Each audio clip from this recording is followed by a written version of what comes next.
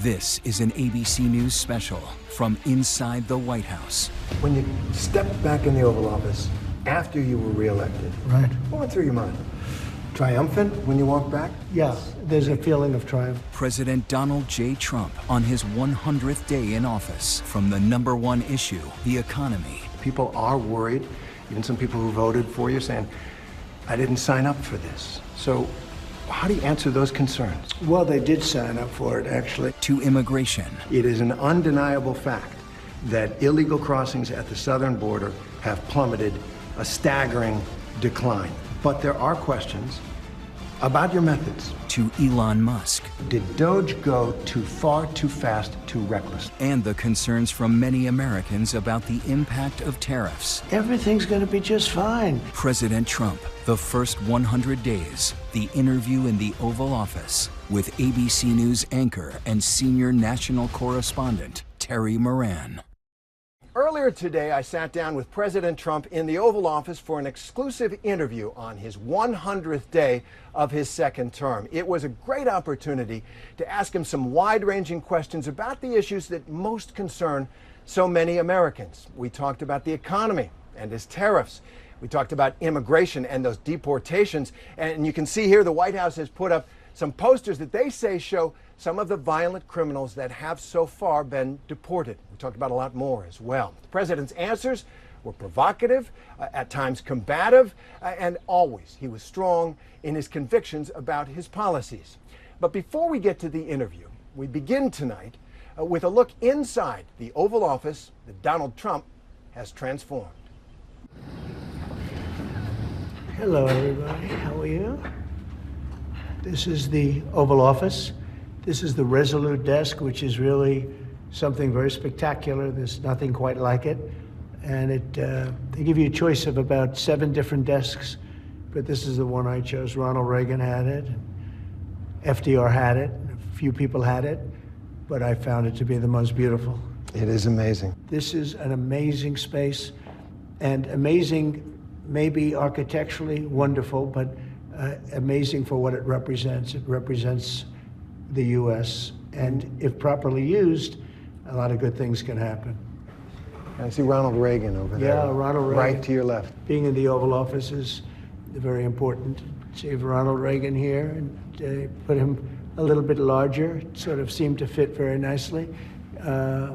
You have Democrats a little bit. You have Franklin Roosevelt. Franklin Roosevelt. So you look at that picture and people say, well, what's he doing up there? But look, he was a serious president, whether we like it or not. He was a 4-termer and went through a war. You have Lincoln, you have Washington, but you look over here, that's Monroe, the Monroe Doctrine. Why is he up there? I think the Monroe Doctrine was pretty important. That was his claim to fame. Over here you have the original of Abraham Lincoln and George Washington, and of course you have the Declaration of Independence. What does it mean to you? Well, it means exactly what it says. It's a declaration. It's a declaration of unity and love and respect, and it means a lot, and it's something very special to our country. Lincoln's portrait up there. I'm not familiar with that one, but I think when I'm looking at that famous line in the second inaugural, with malice toward none, with charity toward all. Well, he was a great president. He went through a lot. And the Oval Office is always changing between presidents, and It changes, that says yeah, something. it does. What does this say about how you feel about the country and the office? Well, I think it says I love the country. I mean, I'm putting pictures of presidents up that have never been up, pictures that weren't largely used, and in many cases, great men, in this case men, but great men of great achievement. And your every detail, it seems. Yeah. This is your office. I'm a very detailed person. I'm a very clean person. I like cleanliness. I like to see the space be treated properly. I've added a lot to the space in terms of beautification, in terms of modernization. That's a gallery of presidents. It really is. It really is. So, and it's an honor to have you people with us.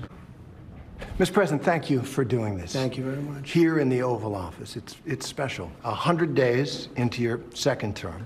So what's the one thing just one thing, that you think is the most significant thing you've done so far in these 100 days? Well, I think maybe the border is the most significant because our country was really going bad. They were allowing people to come in from prisons, as you know, and you've heard me say it, but you've heard a lot of people say it. Prisons, mental institutions, gang members, murderers. We had many murders, 11,888, they think. Some murdered more than one person. So you had murderers coming in, you had everybody coming in, and not just South America, from all over the world. They were emptying their prisons into our country. And now it's totally closed down. And you've seen just yesterday, they announced 99.9%. Nobody thought that could happen.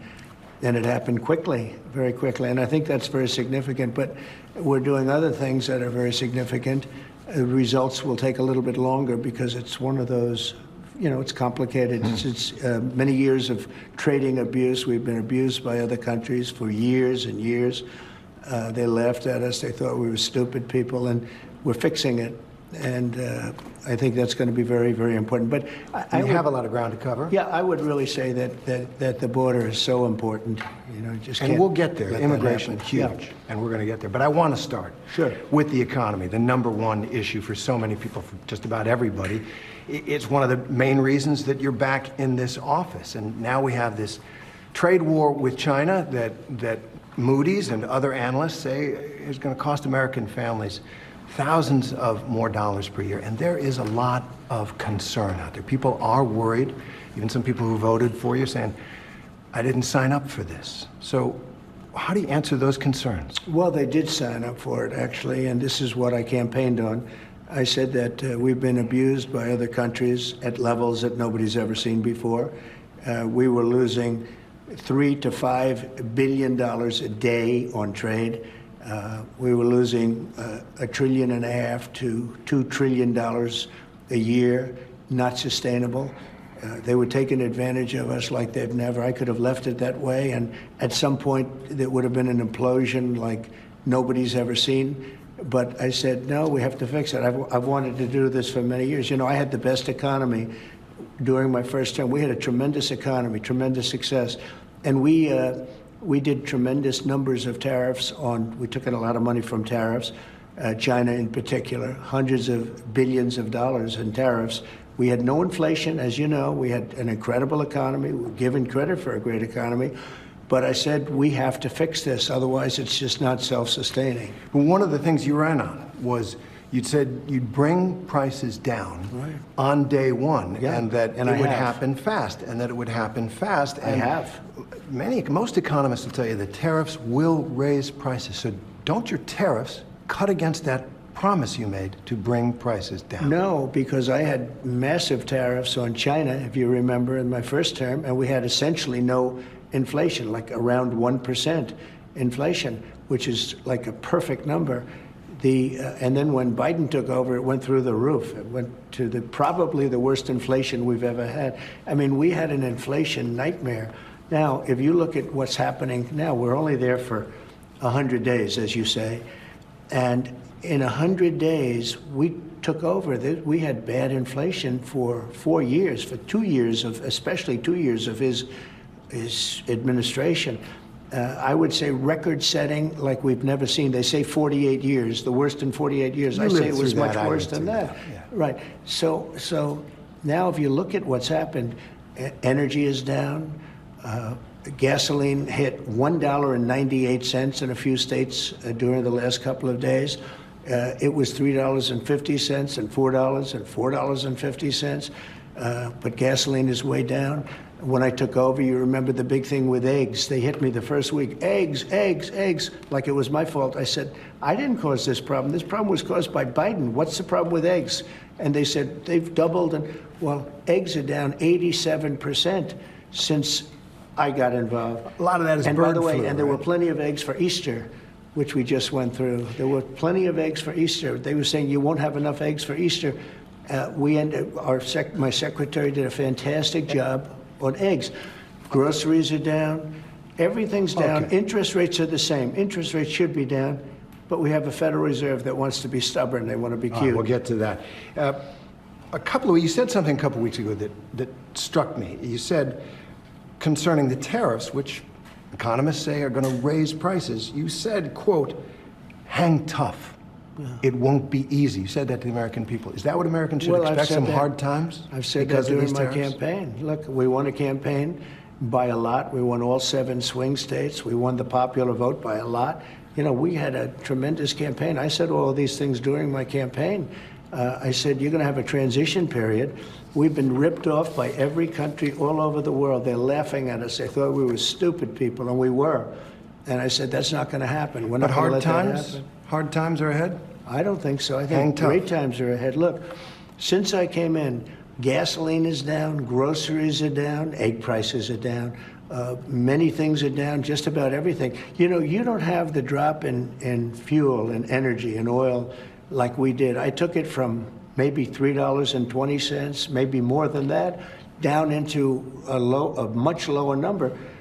When you have that kind of a drop, you're not going to have inflation. Not now, but it's the tariffs, right? We still have 145% tariffs on China. Your Treasury Secretary said we basically have an embargo on China. Look, you're trying to say something's going to happen, Terry. No, okay, well, nothing's going to happen. You know business. Terry, I want to ask you. I do know business. Yes, so 145% tariffs on China, and that's good. Basically an embargo. They deserve it. It'll raise prices on everything from electronics to clothing to building houses. You don't know that. You don't know whether or not China's going to eat it. That's mathematics. China probably will eat those tariffs, but at 145, they basically can't do much business with the United States. And they were making from us $1 trillion a year. They were ripping us off like nobody's ever ripped us off. And by the way, we have other countries that were just as bad. If you look at the European Union, it was terrible what they've done to us. Every country, almost every country in the world was ripping us off. They're not doing that anymore. I want you to think about the boom that this country has had in small businesses, mom and pop Etsy stores, small businesses that became big businesses. They haven't had a boom because of inflation. Well, the boom was inflationary boom. The people were wiped out with inflation. I mean, you read the news, you do the business stuff, I assume. Now, a lot of them built those businesses on the trading model. Yeah, and they're going to make more money now. They sourced their products overseas, and now they're looking at an extinction event. I've been here. It's a disaster for them. I've been here for 3 months. I've taken a trade deficit down to a number that's very, very starting to get really good. I just got here. We had a country that it was not sustainable, what Biden did to this country, between the open borders where criminals poured into our country, between every country in the world ripping us off on trade. It was not sustainable. So your message to those small businesses who are saying, we can't live a month, 2 months with these tariffs. Apple got a big deal. Is there something for them? No, not only Apple. We've got $7 to $8 trillion being invested in our country in 2 months. Biden didn't have that over a year. I mean, if you look at Biden, nobody was really investing in this country. Everybody was ripping off our country. Apple's putting up $500 billion, but that's only one of many companies.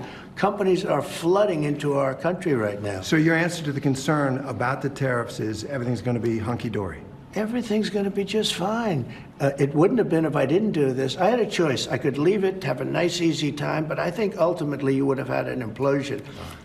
Our country had inflation that was worse than they've ever had it before. You don't mention that. Why don't you mention that?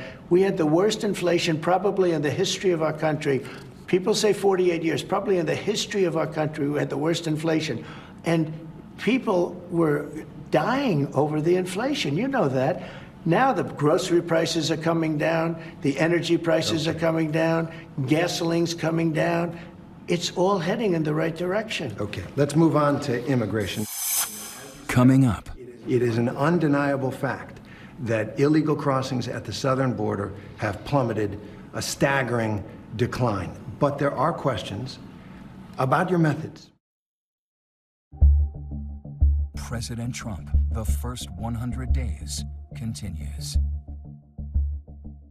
Okay, let's move on to immigration. And as you said, it is an undeniable fact that illegal crossings at the southern border have plummeted, a staggering decline. But there are questions about your methods. And so I want to ask about my message? Methods, about your methods, how you're accomplishing this. They seem to work. Do you acknowledge that under our law, every single person who gets deported gets a hearing first to make their case? Well, are we talking about people that are citizens of our country or not? No, you're not deporting citizens at this point. Well, let me ask you, did they get hearings when Biden allowed 21 million, because I think the number is 20 million people to flow into our country? You had 21 million people that came into our country through a stupid open border, and they were prisoners, and they were people that you don't want, in many cases, in our country, right? They came from all over the world. They came from the Congo. They came from South. They came from all over the world. We're talking about some of the roughest countries in the world they had here, including terrorists, by the way. Now, but did we give them a hearing when they came in? Well, the law requires that every single person who is going to be deported gets a hearing first. Well, do you acknowledge that? I'll have to ask the lawyers about that. All I can say is this. If you're going to have 21 million people, and if we have to get a lot of them out because they're criminals, we're going to have to act fast. We can't. Do you think we can give 21 million trials? Let's say each trial takes 2 weeks. Is that what you want us to do? The law give is the 21 law, million? sir. The law is the law, and you're the law sworn doesn't to say anything uphold it. about trials. No, not trials, hearings. I said These hearings. people came in, they're not citizens. They came in illegally. They came into our country illegally. And We have to get them out. There's a legal process for that. I can't, sure, and we follow the legal process. I can't have a trial, a major trial for every person that came in illegally. We have thousands of murderers that came in. They're going to murder people. They already have murdered people in our country. Right, so we have to get them out, They're and we have to bad get them guys, out fast. Really bad guys, but in our country, even bad guys get due process, right? If people come into our country illegally, there's a different standard. These are illegal. They came in illegally. But they get due process. Well, they get a process where we have to get them out. Yeah. Okay, let's talk about the Venezuelans. They get whatever my lawyers say. Right. All right, let's talk about the Venezuelans. You deported more than 200 Venezuelans to that prison in El Salvador. You say they're violent, they're gang members, they're terrorists. Many of them don't have a criminal record at all. Well, but I want to. I'm not so sure about that. If you take a look, I want to read you something. Excuse me. When you look at those people, they were violent people. They were violent people. But many of them don't have a criminal record Go at this ahead. point. I want to read what you something. say. Well, it's based on their lawyer, what their lawyers have said. Okay. Joe Rogan said this. Joe Rogan, one of the leading podcasters, Trump supporter, about the deportation of Venezuelans. He said, quote, rounding up gang members and shipping them to El Salvador with no due process, he said it was dangerous, and added, quote, we got to be careful that we don't become monsters while we're fighting monsters. Is Joe Rogan right? Oh, I agree with that 100%. Yeah, we want to be careful, and we are careful. We're doing something that has to be done. We have a country that's very sick. Joe Biden, and it's not him because I don't even think he knew what the hell was happening, but the people around him are vicious people, and what they've done to the country is unbelievable. They've allowed 21 million people to pour into our country. Many of these people are criminals. They've allowed you mentioned Venezuela, the jails of Venezuela to be emptied into the United States. Do you know Venezuela crime is way down? Way, way down. You know why? Because their criminals are now living happily in the United States of America, and we're getting them out. And I was elected to get them out, and we're getting them out. Under the law. And we're getting them out fast, and we're getting them out legally. Now, in some cases, we have judges. In some cases, they're radical left judges. What happened the other day where a judge was protecting a criminal was horrible. And I think she's got big problems, frankly. And there are a couple of them like that. I want to talk about one Wait man. a minute. Yep. We have to be treated fairly by judges. And we're not being treated fairly by all judges. Oh, that's a subject. So you're saying that you don't like some of the rulings, some of the court orders? I think the rulings will be overturned, yeah. All right. Well, let me ask you about one man and one court order. Kilmar Abrego Garcia. He's the Salvadoran man who crossed into this country illegally, but who is under a protective order that he not be sent back to El Salvador. Your government sent him back to El Salvador and acknowledged in court that was a mistake. And now the Supreme Court has upheld an order that you must return him to facilitate his return to the United States. What are you doing to comply? Well, the lawyer that said it was a mistake was here a long time, was not appointed by us, Should not have said that. Should not have said that. And just so Said you it in court. understand, Said the it in person court. that you're talking about, you know, you're making this person sound, this is a MS-13 gang member, a tough cookie, been in lots of skirmishes, beat the hell out of his wife, and the wife was petrified to even talk about him, okay? This is not an innocent, wonderful gentleman from I'm Maryland. not saying he's a good guy. It's about the rule of law. The order from the Supreme Court stands, He came sir. into our country illegally. You could get him back. There's a phone on this desk. I could. You could pick it up, and I with could. all the power of the presidency, you could call up the president of El Salvador and say, send him back right now. And if he were the gentleman that you say he is, I would do that. But the court has he's ordered not. you to facilitate that. I'm not the one making this decision. We have lawyers You're the that president. don't want to do this. But Terry. the buck stops in this office. No. I follow the law. You want me to follow the law? If I were the president that just wanted to do anything, I'd probably keep him right where he Supreme is. Court says what the law is. Listen, I was elected to take care of a problem. It was a unforced error that was made by a very incompetent man, a man that turned out to be incompetent, that you always said was wonderful, a great genius, right? And now you find out, all of the media now, they're saying what a mistake they made. A man who was grossly incompetent allowed us to have open borders where millions of people flowed in. I campaigned on that issue. I wouldn't say it was my #1 issue, but it was pretty close. Right up there. I campaigned on that issue. I've done an amazing job. I have closed borders. He said you couldn't do it. You wouldn't be able to do it. It would never happen. Well, it happened, and it happened very quickly. Wait a minute. When we have criminals, murderers, criminals in this country, we have to get them out, and we're doing it. By law. And you'll pick out one man, but even the man that you picked out, he said he wasn't a member of a gang. And then they looked, and on his knuckles, he had MS-13. There's a dispute Well, over that. Wait a minute. He had MS-13 on his knuckles tattooed. Oh, he had some tattoos that are interpreted that way. But let's move on. Wait a minute. Hey, Terry. He did not Don't have the do that. letter MS-13. It says MS-13. Yeah, that was Photoshop. So let me That just... was Photoshop. Terry, you can't do that. Hey, they're giving you the big break of a lifetime. You know, you're doing the interview. I picked you because, frankly, I never heard of you, but that's okay. But I picked you, Terry, but you're not being very nice. He had MS-13 tattooed. We'll agree to disagree. I want to move on to something else. Terry, do you want me to show you the picture? I saw the picture.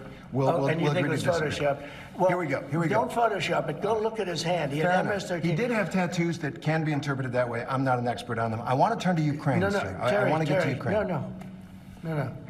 He had MS as clear as you can be, not interpreted. This is why people no longer believe the news, because when it's he was fake photographed news. in El Salvador, they aren't there.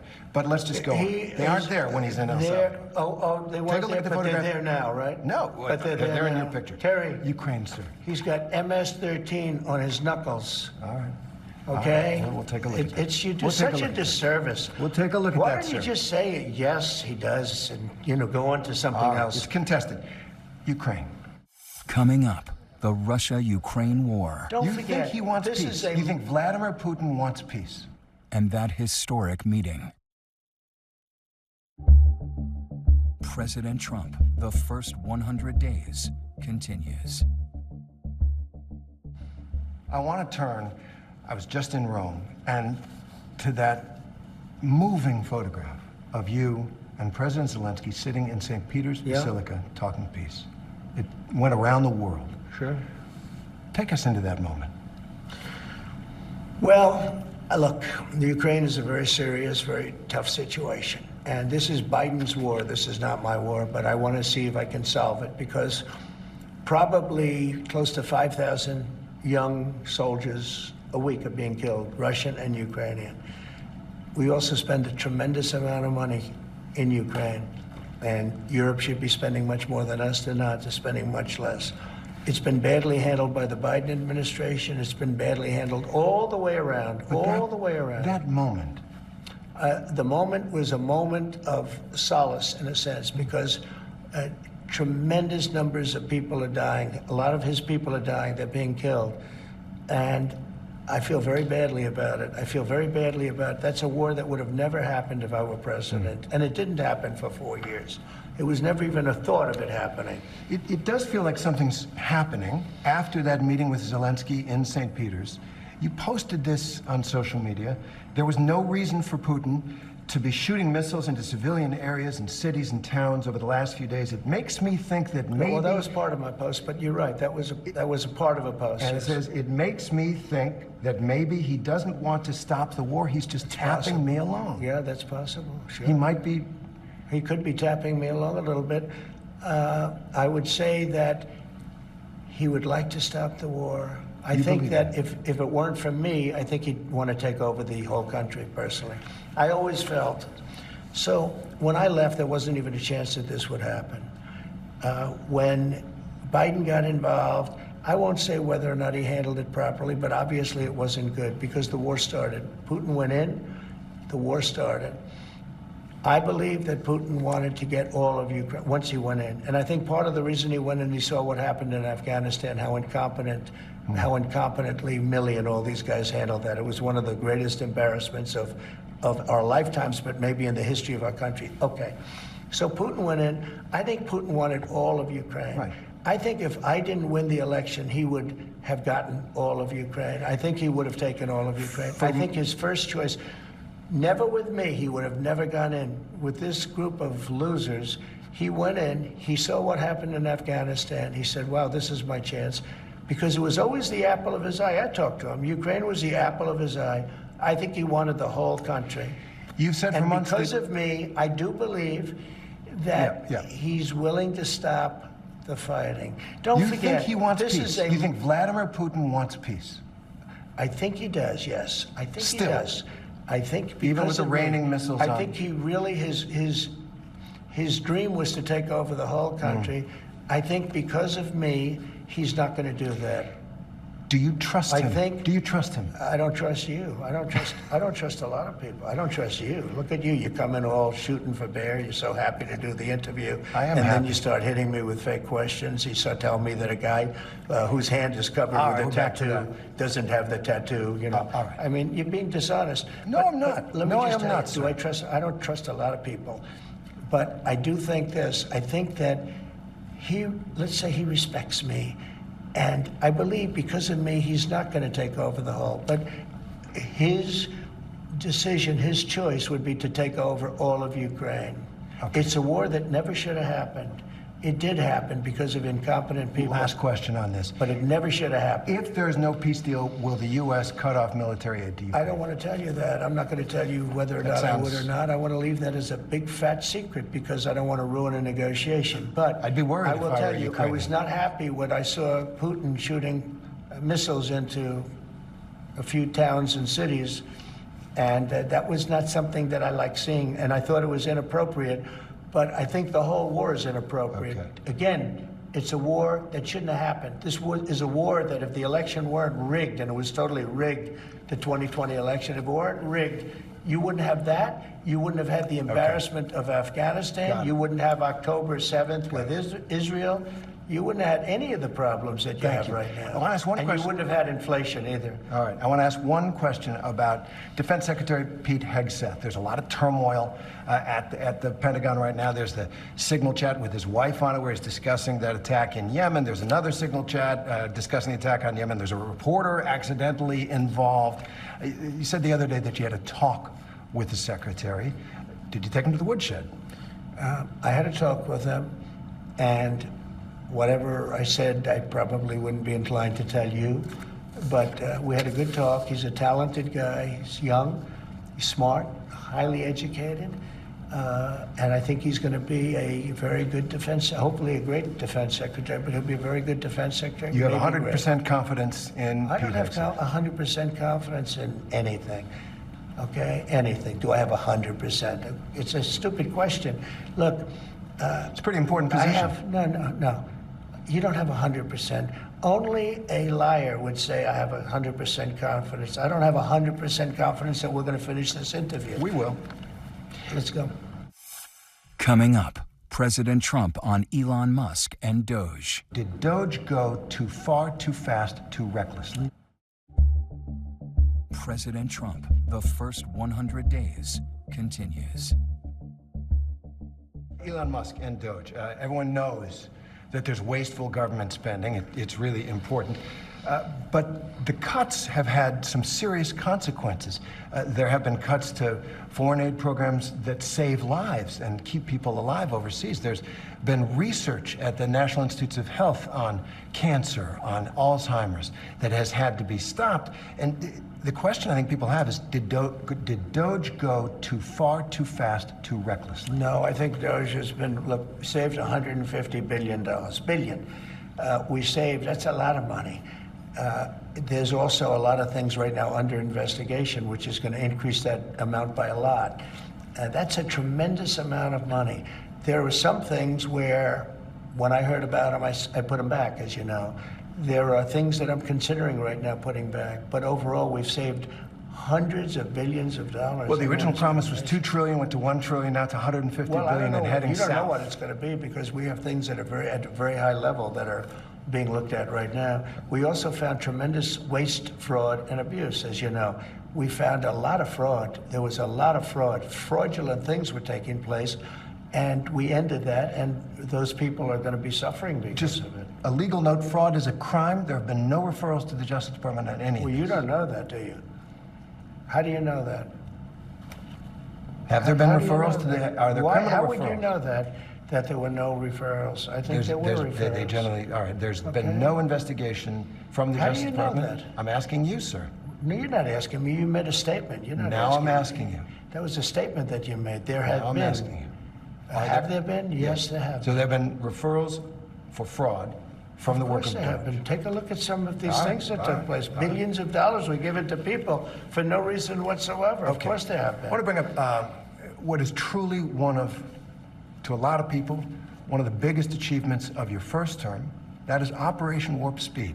You got that COVID vaccine up and going and distributed, and a lot of people took it, and a lot of people feel their lives have been saved by it. Now we have this measles outbreak, biggest in a decade in Texas, and it's because people aren't getting their children vaccinated. Do you recommend to parents that they get their children vaccinated for measles? Well, I recommend the governors to make the decisions. You have a very talented governor of Texas, and he's making decisions, and those decisions are going to be made rapidly. This is a very much different thing than COVID in terms of rapidity and speed and other things. Measles have been with us a long time, and I'm not saying good, bad, or indifferent. I'm just saying that the governors are making the decision. It's a federalist decision.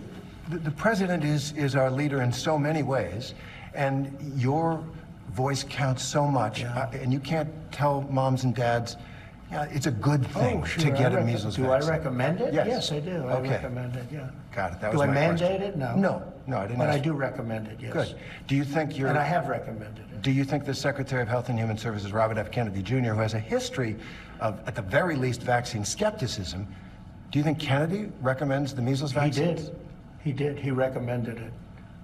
Yeah, he did. You satisfied with his response on this? Recommended that they go out and get the vaccine. Okay. Yeah. Still ahead. I'm asking the justification for going after people you don't like. President Trump, the first 100 days, continues. I want to talk a little bit about presidential power, the powers that you have in the presidency temporarily that the American people have given you, right? You've revoked a lot of people's security clearances. You've revoked people's security details who are still threatened, with death threats. You've gone after law firms because they've employed people you don't like, or they have represented people you don't like. Well, they obviously agreed because they paid me a lot of money. Well, the reason they agreed is because you were threatening to destroy their business with your executive order that said you can't represent clients for the federal government. That's their bread and butter. Boys. These are the biggest, most powerful lawyers. These are not people you got a lot of leverage as president. As president, you've got all the cards. They paid hundreds of millions of dollars because they felt, I guess, they probably felt they did something wrong. It was for survival, sir. No, it isn't. You're crushing their business. These firms are very powerful firms, and there's 15 of them. And these are firms that probably, look, you have to ask them. In fact, this is a separate story. You have to ask them, why did you all pay Trump hundreds of millions of dollars in services, etc.? Why did you do that? I don't know. You don't think the fact we have a that- clause in the thing that while we admit no wrongdoing, but you know, it's like one of those things. And now I'm friendly with those firms, but it's, you know, these are the most powerful firms in the world. And they just signed whatever I put in front of them. I've never seen anything like it. I'm actually surprised myself in a certain way. But they obviously felt they probably did something wrong. I guess that's why they signed. I guess the question out of that is the concern that people have. Are you using your powers as president to get personal revenge? No, I'll tell you what. You're really not asking, and you should be asking. There has never been a president in this country, in the history, that was persecuted like I was persecuted by really crooked people, dishonest, horrible people, and it's been proven. So when you say I'm treating people rough, I'm not treating people rough. I was treated worse than any president in the history of our country. And, you know, people figured, well, maybe that's it. Finally, we got, you know, he's leaving town. There goes the helicopter. And then I came back. And I came back because I have tremendous support. You know, when you win an election like I won it, and you will admit I won all 7 swing states, I won the popular vote, I won 2,750 districts compared to 500 districts. That's why the map is all red. And those people feel that I was treated unfairly. But does that give you the right to go after your political opponents with the powers of this office? I'm going after, all I'm doing, hey, Biden did something to me, and I did something to Biden. And you know why I did it? Because he's grossly incompetent. That's not a man that should be allowed to, you know, be looking at things that are very confidential. But what about, because he there's didn't, 71 here's people a man you that used an auto pen to sign very important documents. Now, who really is, do you think he knew that they were using an auto pen? I mean, he used an auto pen to sign very, very important documents. And so those are really the questions you should be asking. What do you think of the auto pen? Who wielded the auto pen? Because whoever that person was, think of it, whoever the person that wielded the auto pen, he was really the president of the United States. Because You are I the don't president, think, right. I don't think that Biden knew anything about it. Fair enough. But you are the president now, and Yeah. I'm asking the justification for going after people you don't like. No. The That people is that it. I think are dishonest. It's not that I don't even know most of them. They're people that I These think people are made you dishonest. angry. No, it's not anger. These are people that I think are very dishonest. I don't think they're worthy of being able to go into top secret information. I think that's fine. And Biden did that with many of our people. But when you look at it, these are people that I don't think are worthy. That's my decision. It's not a question of anger. Okay. I understand you just had a phone call with the new Canadian premier, and they just had this election. Yeah.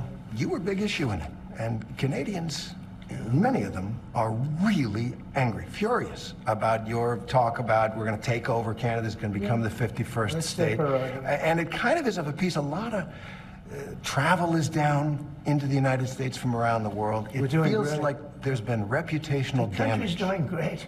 Well, Prices are down. not the tourism. Gasoline's down. Energy's down.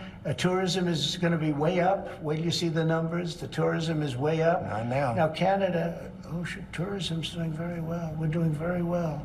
We're doing very well. Wait till you see the real numbers come out in 6 months from now. Wait till you see the numbers. But do you They're gonna be think, I'm going to very ask you, good. if I may, do you think the reputation of the United States has gone down under your presidency? No, I think it's gone way up, and I think we're a respected country again. We were laughed at all over the world. We had a president that couldn't walk up a flight of stairs, couldn't walk down a flight of stairs, couldn't walk across a stage without falling.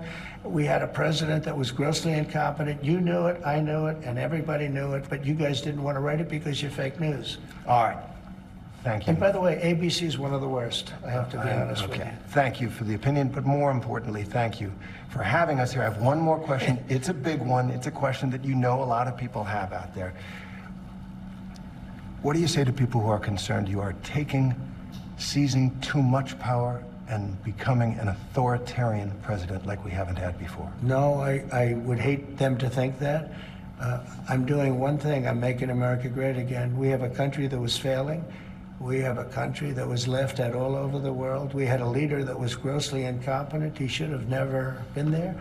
The election was rigged. He should have never been there. Our country suffered greatly, and now our country's coming back like nobody can believe. I have editorials just today where they're saying they've never seen anything like it. They love it. Our country's coming back, and we're respected again. Mr. President, thank you. Thank you, Terry, very much. Once again, we want to thank President Trump for inviting us to the White House 100 days into his second term. I'm Terry Moran. From all of us at ABC News, thank you for watching, and good night.